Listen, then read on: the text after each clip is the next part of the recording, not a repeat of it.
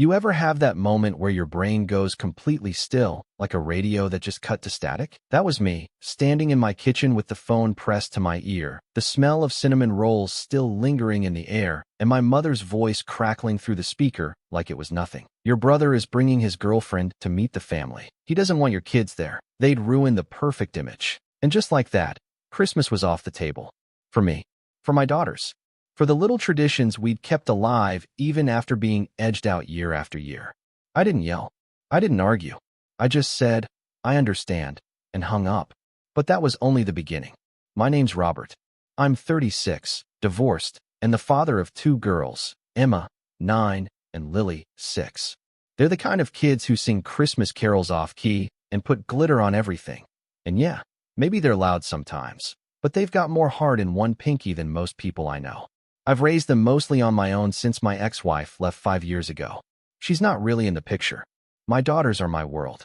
I work full-time at a local mechanic shop, but I always make time for them, especially around the holidays. We do everything: bake cookies, make snow angels, cut out paper stars for the tree. I've always done my best to give them the kind of childhood I never had. Growing up, things were complicated. My twin brother, Ryan, and I were close as kids. Identical down to the birthmarks on our left wrists. But everything changed somewhere in high school. I guess you could say Ryan figured out how to play the game. He became the golden boy, the athlete, the charmer, the one who always knew how to get a smile out of mom and dad. I didn't mind at first. I was more reserved, more comfortable fixing bikes than throwing touchdowns. But as we got older, the gap widened. It wasn't just that he was favored, it was that I was forgotten. When Ryan got a full ride to college, they threw a party. When I decided to go to trade school and stay local, crickets. When Ryan got engaged to a girl who looked like she'd stepped off a magazine cover, Mom posted about it on Facebook like she'd just won the lottery. When I got married, she told me she hoped it worked out. Spoiler, it didn't. And I know what you might be thinking: bitterness, jealousy, some unresolved twin rivalry. Maybe there's a little of that. But mostly, I've just come to accept the fact that my parents see me as an afterthought, a background character in Ryan's perfect narrative. And I'd made peace with that, more or less. I kept my distance, showed up to the big holidays, tried to play nice. For the girls. Because even if I wasn't the favored son, I still wanted them to feel like they had a family, like they belonged somewhere. And every year, Christmas was our one thread of connection. I'd bake cookies with the girls, wrap up the handmade gifts we'd spent weeks on, and bring them over to my parents' house. We'd sit through the awkward small talk, the sideways glances, and Ryan's smug smile while he opened yet another just because gift from Mom. And still, my girls would laugh and run around and light up the place in ways I never could. I thought that mattered. But apparently, this year, Ryan had a new girlfriend. And she was special. According to Mom, she came from a real family, whatever that means. Educated, classy, put together. She's the one, Robert. Your brother says she could be it. Mom had gushed a few weeks ago. I remember I was standing in the grocery store aisle holding a frozen turkey when she called me out of the blue. So we're going all out this year. The whole house is getting redone. New lights, real tree, even catered food. Can you believe it? Ryan's finally bringing someone we can be proud of. That should have been the first red flag. I laughed it off at the time. Thought she was just being dramatic. Then came the call. 2 days before Christmas Eve. I had just finished helping Lily glue pom-poms onto a hand-cut snowman when the phone rang. The conversation lasted less than a minute. Your brother is bringing his girlfriend to meet the family. He doesn't want your kids there. They'd ruin the perfect image. No emotion. No apology. Just a cold, clinical rejection disguised as concern for aesthetics. I asked if I had done something wrong. She just sighed and said, "You understand, right?" I said I did. And I meant it. Not because I agreed, but because I finally saw it clearly. The truth I'd spent years trying to ignore. I didn't tell the girls. Not yet. I couldn't break their hearts like that. They had spent the past 2 weeks drawing pictures for Grandma and practicing their little Christmas song to perform after dinner. Emma had even made a bracelet for Uncle Ryan out of plastic beads. She spelled his name with hearts on either side. It was sitting in a small red box under our tiny apartment tree. I stared at it for a long time that night. Thought about calling Mom back. Thought about telling her how cruel that was. But what would be the point? She'd already chosen her golden son. Again. The next morning, I made pancakes shaped like snowmen, and we watched Elf in our pajamas. I didn't check my phone. I didn't check my email. I just spent the day with my girls, pretending like nothing was wrong. But around noon, there was a knock at the door. At first, I thought it might be the mailman. Then I heard the voices. My mom, my dad, Ryan, and someone else. A woman's voice I didn't recognize. I opened the door, still in sweatpants, and there they were, Mom with her arms crossed, Dad frowning like he'd just smelled something foul, Ryan with his usual smug smirk. And next to him, a woman in a deep green coat with dark hair and sharp eyes, looking me up and down like she was seeing a ghost. Before anyone could say a word, she stepped forward and tilted her head. "Wait," she said slowly, narrowing her eyes. "Why didn't you tell me he had a twin brother?" Then she looked at my parents, one eyebrow raised. "He's the one I saw in those old photos." "Not him." Ryan's face went white. My parents froze. And for the first time in years, I didn't have to say a word. I just stepped back and held the door open. "You're welcome to come in," I said to her, and only her. And that's when everything truly started to unravel. She stepped into my apartment like someone waking up from a dream, her eyes darting around the room. First to the girls' paper snowflakes taped across the windows, then to the construction paper garland drooping over the television, then finally to the Christmas tree in the corner. It wasn't much. Just a 4-foot pre-lit fake pine I'd picked up from a secondhand store 2 years ago. The lights flickered slightly. Lily had insisted on putting her stuffed bear on the top instead of a star. I hadn't had the heart to say no. "Sorry about the mess," I said casually, stepping aside so she could pass. "We were making ornaments this morning." She smiled, but her eyes never left the tree. "It's beautiful," she said softly. Behind her, the silence from the hallway thickened. Ryan still hadn't moved. He looked like he'd just seen someone crawl out of his skin. Mom was the first to break the spell. "Robert," she snapped, pushing past me without waiting for an invitation. "What is going on here? Why didn't you tell us you were planning something today?" "Planning something?" I echoed. "You told me not to come. Said the girls would ruin the image." She flushed. "Well, clearly that was a misunderstanding. Your brother's girlfriend was just confused, that's all. She must have seen an old picture of you two from when you were younger." "No," the girlfriend said. Her name was Claire, I learned later. She was still staring at me, her face pale but composed. "I'm not confused. The photo your mother showed me was from that Christmas where Ryan had just turned 17. The one in front of the red Chevy truck. The boy in that picture had a scar above his left eyebrow." She stepped closer to me, and then gently pointed at my forehead. "You have that scar. He doesn't." I watched Ryan's jaw tighten, his shoulders rigid. The air in the room shifted. Dad cleared his throat. "That was 20 years ago. You're mistaken. You saw Robert in a photo and confused him for Ryan. It happens." Claire didn't budge.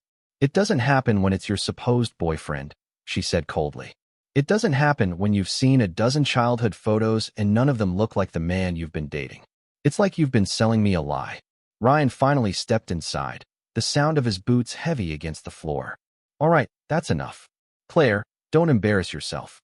"Oh, I'm not embarrassed," she said, turning to face him now. "I'm just realizing that this entire time, I've been shown someone else's past. Your mother made me a scrapbook. You remember that, right? Full of family memories. She was so proud of it. But looking at it now, it was all photos of him." She pointed at me. The girls had come out of their room by then, Emma holding Lily's hand tightly. They peeked around the corner, unsure what to make of the unfamiliar voices. I nodded at them gently, mouthing, "It's okay." Lily clutched her bear and stayed silent. Claire glanced at them, and something in her face softened. "You have kids?" she asked me. "Yeah," I said, trying to keep my voice steady. "Emma and Lily. They were excited for Christmas, but I guess we didn't make the cut this year." Claire blinked, confused. "What do you mean?" "He means," Mom cut in sharply, "that this was supposed to be a small gathering. A mature, elegant introduction. Not a playdate." "Playdate," Claire repeated, her voice rising. "You told me Ryan had a twin brother. You never mentioned him by name. And the only kids you talked about were Ryan's nieces. You said they lived out of state." "They do," Mom said stiffly. "No," Claire said, turning back to me. "They're his daughters, aren't they?" I nodded.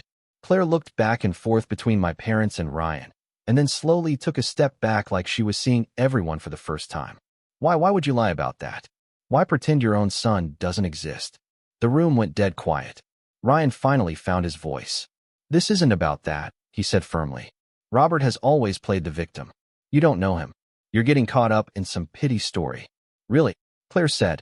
Because all I know is that the first time I felt like someone in this family saw me, really saw me, it was the guy you've been pretending never existed.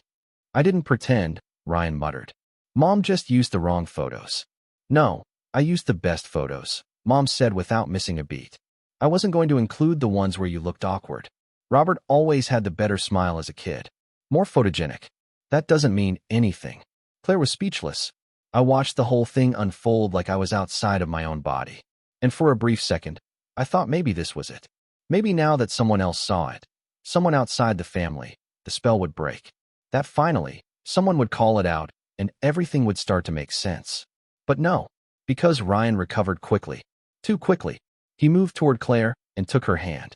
Let's go, he said gently. This is all just noise. We came here to be together. Let's not get sidetracked. She didn't move. And that's when Mom turned to me and said the one thing that lit the match. This is exactly why we didn't invite you, she hissed. You always find a way to ruin everything. Even when you're not supposed to be part of it. You show up. You make it about you. Your kids running around. Your apartment smelling like syrup, and whatever this is, she gestured at the paper decorations. It's not what we wanted for today. Ryan wanted a quiet, classy evening. Not glitter and noise in your drama. My throat tightened. I didn't yell. I didn't even speak. But Emma did. She came around the corner, her eyes wide and shining, and said quietly, Grandma, why don't you like us? You could have heard a pin drop. Claire took a step toward her, crouched down, and said, Hey, sweetie. I like you. I think you're amazing. What's your name? Emma, she whispered. And is this your sister? Emma nodded. Lily. She's shy. Claire smiled. That's okay. I used to be shy too. My mom cleared her throat again. Claire, don't let this confuse you. Robert's kids aren't bad, but they're not the right fit for. Claire stood up.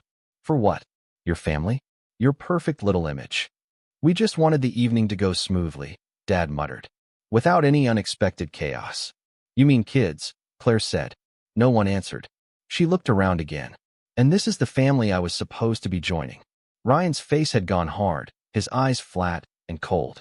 Claire, he said under his breath. Enough. She looked at him, really looked at him. Did you lie to me about your childhood? I didn't lie. You let your parents pretend someone else's life was yours, she said. That's a lie. You're being dramatic, Ryan snapped. We came here to meet, not dig up ancient family garbage.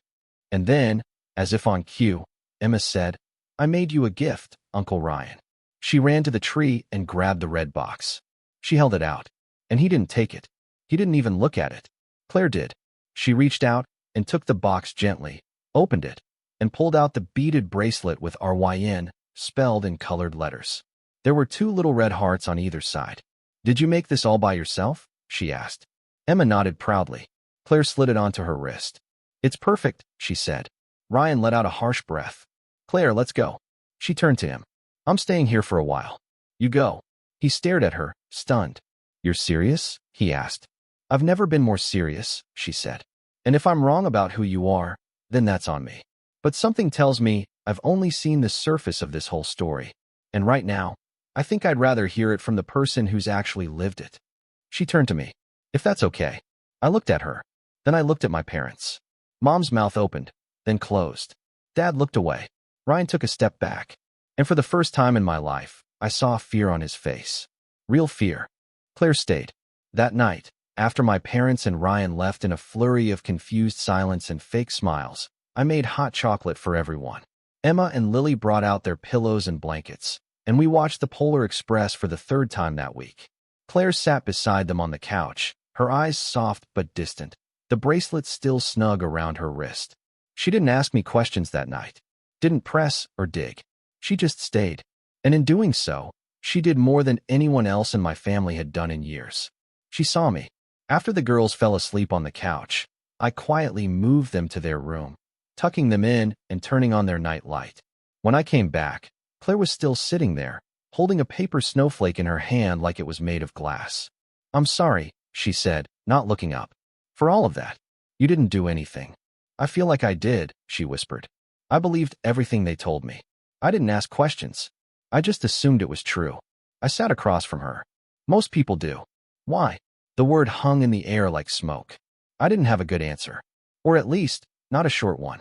I leaned back in my chair and exhaled slowly. My brother learned early on how to be what they wanted. It's not that he was better.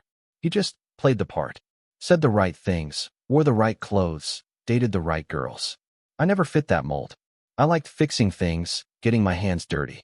I was quiet, awkward sometimes. I didn't want to be the star of the show. I just wanted peace. Claire nodded slowly, her eyes finally meeting mine. They made you disappear. I gave a small, sad smile. Not all at once. Just piece by piece. She stayed another hour before calling a friend to pick her up. We didn't say goodbye. She said she'd be in touch.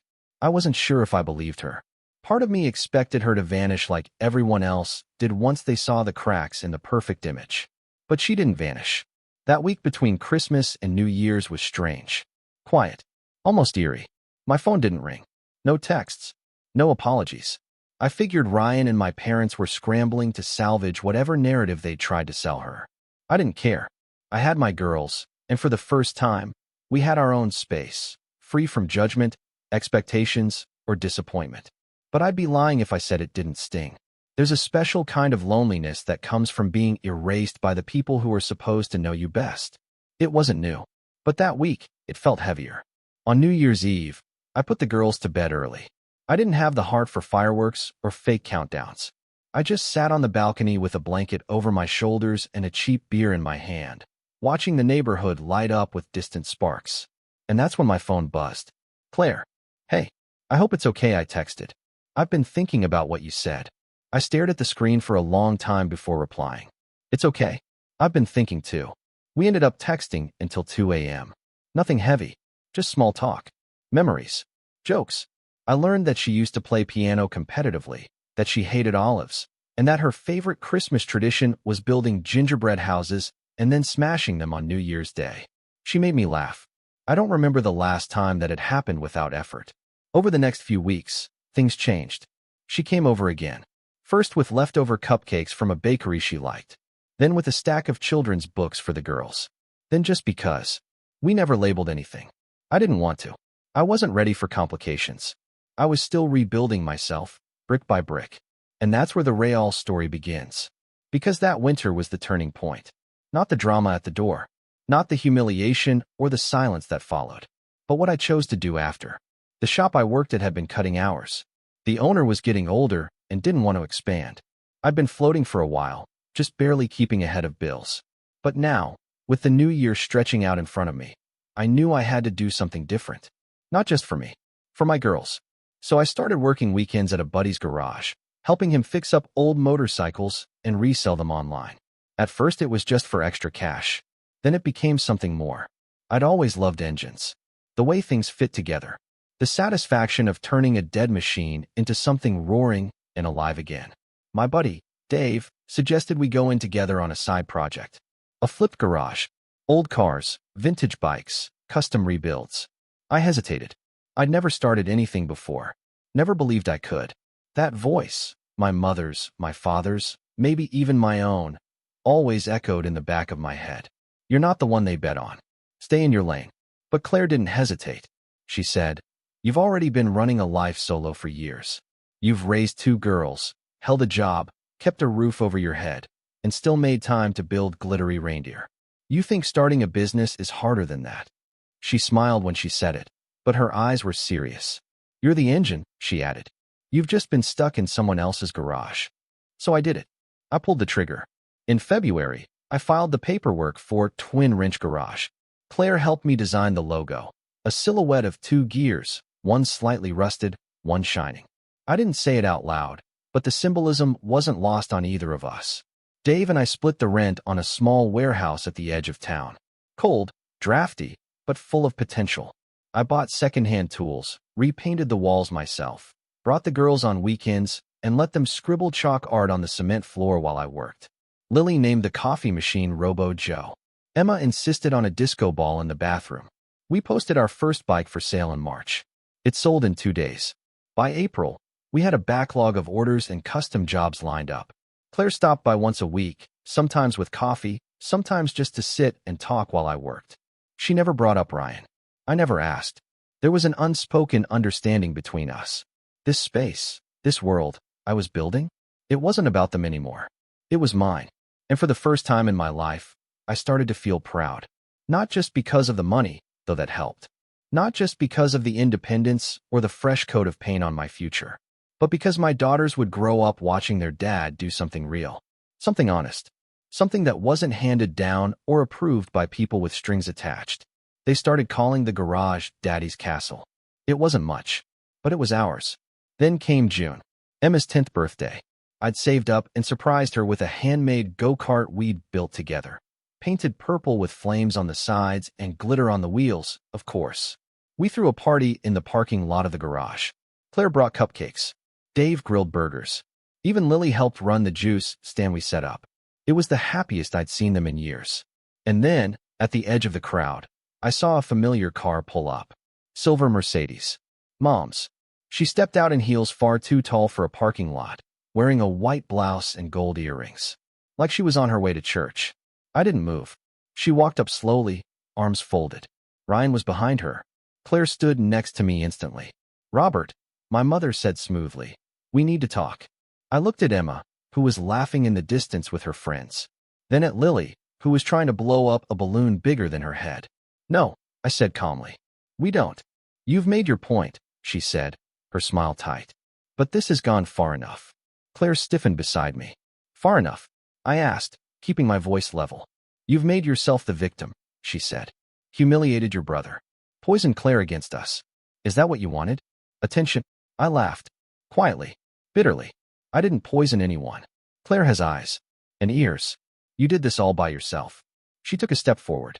We're still your family, Robert. No matter what. No, I said softly. You were. Once. But I stopped being yours a long time ago. Ryan finally spoke. You think this business makes you better than us? I turned to him slowly. No, but it sure made me better than you. And that was the first time I saw him go quiet. Completely quiet. Claire took my hand. Not dramatically. Not for show. Just because she wanted to. My daughters ran toward me with purple frosting on their cheeks. And in that moment, standing in the middle of an old garage with a disco ball bathroom, a go-kart, and a woman who chose me, I realized I had already won. They left before the cake was even cut. My mom turned on her heel the second she realized she wasn't going to get a clean redemption arc in front of the other parents. Ryan gave me one last look, a strange mixture of fury and disbelief, like he couldn't wrap his head around the fact that I'd said no, that I'd drawn a line, that I was no longer the twin living in the corner of his spotlight. But I had changed. Quietly. Permanently. And somewhere along the line, their absence had stopped hurting. That was the part that scared them the most. I didn't need them anymore. It was around that time Claire started coming by more regularly. She never made it weird or rushed. She wasn't like that. But it was clear she wasn't just checking in anymore. She cared. Not just about me, but about the girls, the garage, everything. She'd show up on slow afternoons with paint swatches and say things like, you should really brand your space better. It looks like a storage unit with a soul. Or she'd bring her laptop and help me organize the orders and finances, setting up spreadsheets and scheduling tools I didn't know I needed. She even designed little business cards with Emma's help. They said, Twin Wrench Garage, fix what they forgot. It made me laugh. It also made me think. There was something poetic about it. Fix what they forgot. Claire asked me once, on a rainy Tuesday when the girls were coloring inside the office and we were both sipping bad coffee from mismatched mugs, do you want them back? It wasn't out of nowhere. We'd been talking about family, about boundaries, about how most people don't get the closure they think they need. I thought for a long moment. I don't want them back, I said finally. I want them to feel what it's like to be on the outside looking in. She nodded, not judging. That sounds fair.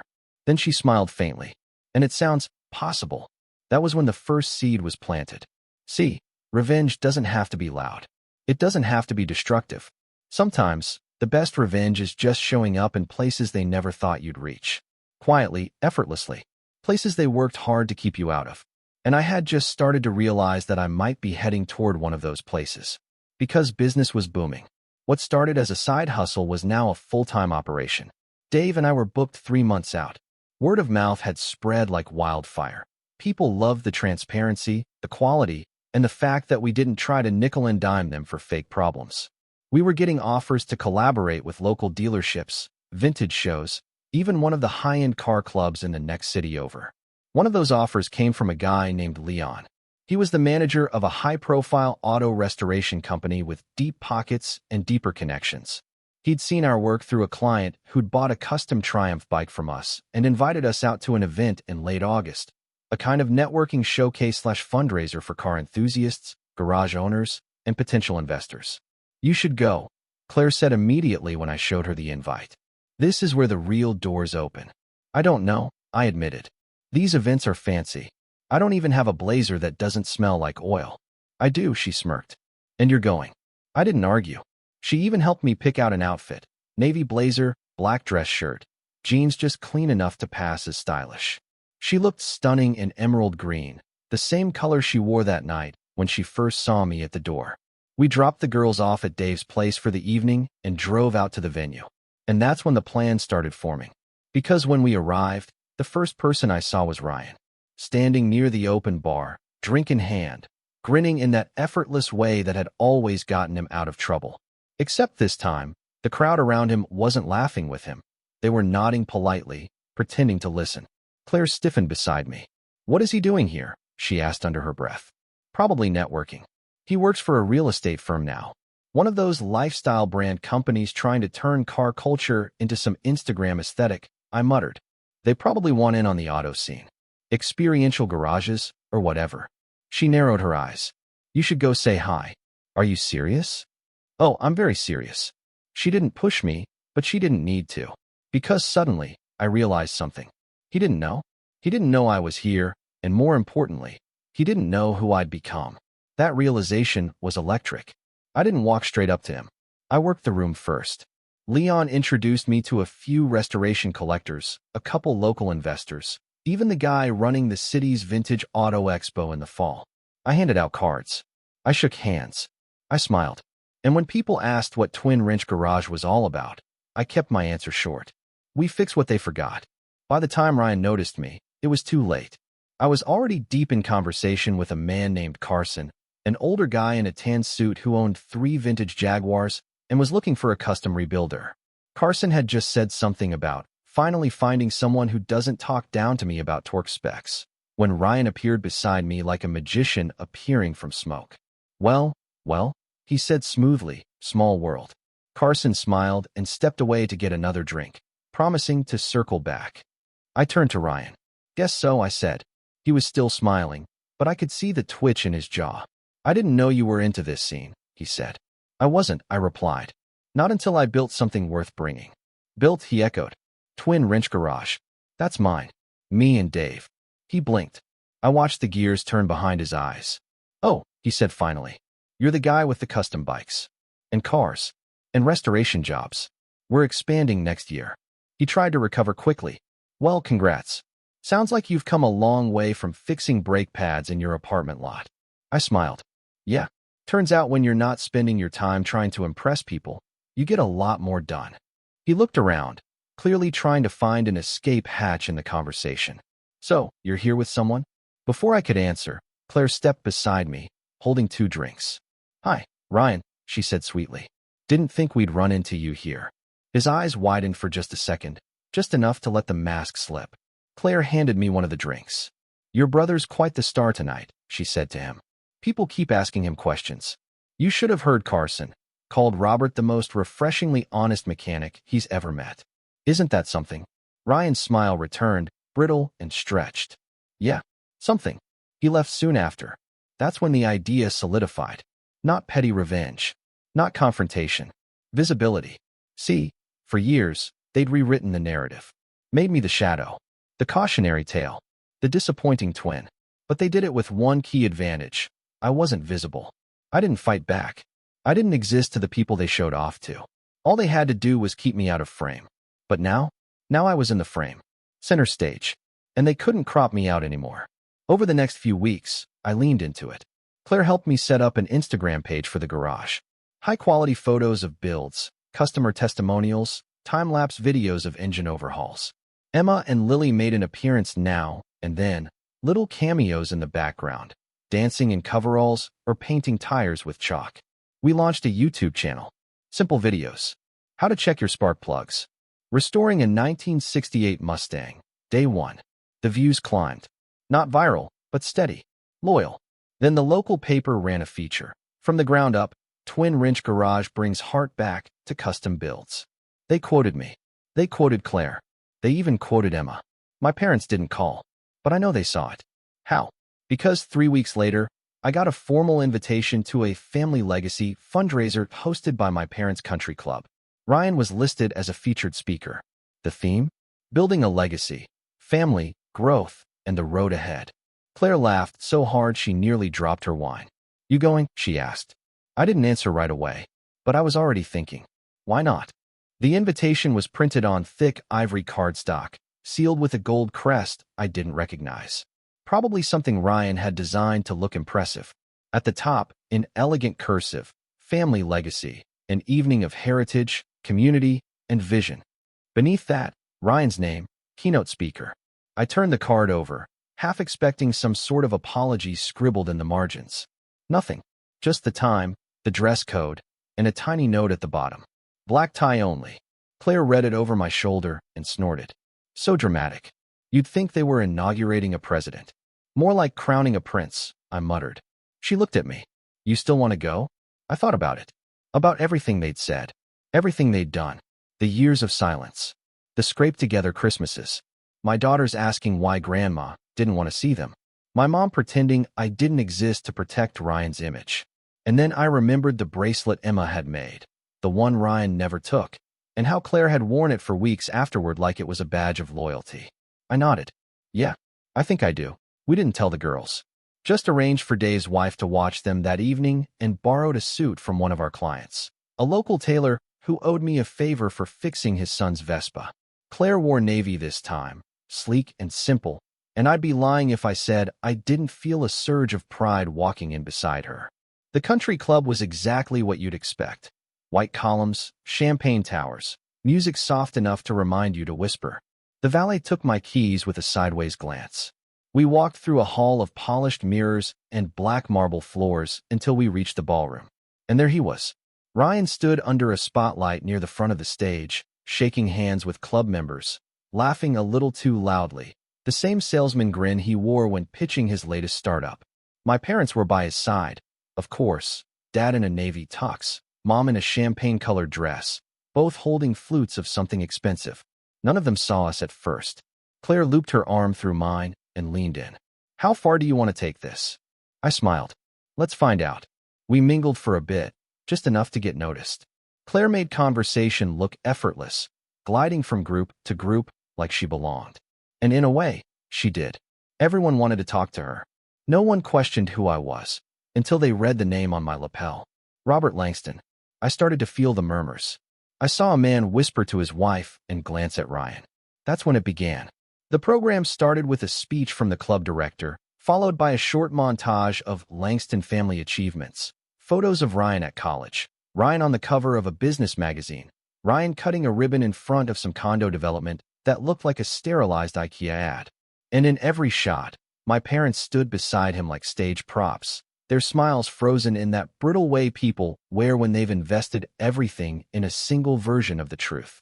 Then Ryan took the stage. Good evening, he began, voice smooth, practiced. When my parents first asked me to speak about legacy, I thought of the word roots. Because every great legacy starts with strong roots. He went on, weaving a speech that sounded like a TED Talk written by ChatGPT and edited by a publicist. There were quotes about family, grit, perseverance. Even a story about a fictional childhood struggle that, word for word, was actually mine. The bike crash. The stitches. The scar above my left eyebrow. Claire stiffened beside me. I didn't react. I just waited. Because I knew what was coming. Toward the end of the night, after Ryan's speech and a round of polite applause, the club director announced an open networking hour, where attendees could meet the Langston family and learn more about the projects they were involved in. Perfect. We waited until the line around Ryan had thinned. Then we approached. Mom saw me first. Her eyes flickered. Recognition, discomfort, calculation. Robert, she said, plastering on a smile. What a surprise. Dad didn't even try. He looked exhausted. His drink was half empty. Ryan turned, And for a moment, that smug confidence faltered. Evening, I said. Heck of a speech. Didn't know you were invited, he replied, sharp and flat. Didn't know you were still using my stories, I said. But here we are. Mom stepped in. Let's not make a scene. I'm not, I said, calm as ever. Just here to talk. Maybe clear up a few things for your friends. You know, since they're hearing the Langston legacy tonight. Ryan narrowed his eyes. What do you want? Claire answered before I could. He doesn't want anything. He just wants you to stop pretending he doesn't exist. A few heads turned. Mom hissed, lower your voice. Why? Claire snapped. You weren't whispering when you told me Robert's kids weren't welcome at Christmas because they'd ruin the perfect image. You weren't shy when you erased him from your photo albums. When you showed my boyfriend pictures of this man, she pointed at Ryan, and told me he was the boy in the stories. Silence rippled through the room. Ryan's mouth opened, then closed. Claire turned to me. You ready? I nodded. Showtime. I stepped up to the podium. Just like that. No microphone. No announcement. But the room noticed. They always do when someone breaks the script. Hi, I said. My name's Robert Langston. Some of you know me. Most of you don't. That's not by accident. I felt the heat of 100 eyes. I'm Ryan's twin. Grew up in the same house. Same schools. Same childhood. Except one of us got written out of the story. A few gasps. Some confused murmurs. I kept going. I'm the scar above his eyebrow. The stories he tells? They happened to me. The kid in the red truck photo? Me. The family memories you've seen curated into PowerPoints and holiday cards? Mostly mine. Just edited for convenience. Ryan stepped forward. All right, that's enough. No, I said, locking eyes with him. It's not. I looked out at the crowd. I own a business. Twin Wrench Garage. Custom auto restoration. We work with collectors, racers, and enthusiasts across 3 counties. My daughters help me run the shop. My girlfriend, Claire, helped design the brand. We started with nothing. No inheritance. No trust fund. No country club network. Claire stood beside me now, calm and proud. And still, I continued, we built something real.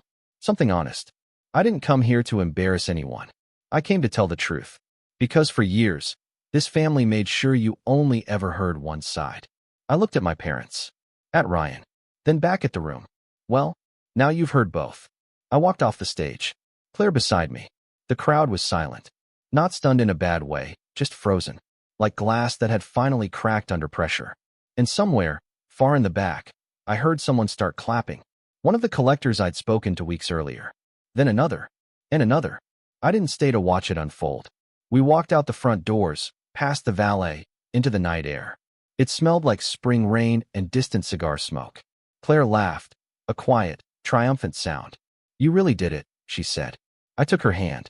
No, I said. We did. A week later, Twin Wrench Garage got 3 new business inquiries, 2 from people who'd attended the fundraiser. One of them was Carson. He wanted to sponsor a booth for us at the upcoming Vintage Auto Expo. A month after that, a reporter called asking for a follow-up to the article they'd written in spring. Said there was a new side to the Langston story that people wanted to hear. Ryan never reached out. Neither did my parents. And that was fine. I didn't need an apology. I had something better. A family I chose. A business I built. A story that finally belonged to me. And that little purple go-kart? It's still parked in the corner of the garage. Paint chipping. Glitter fading. Perfect.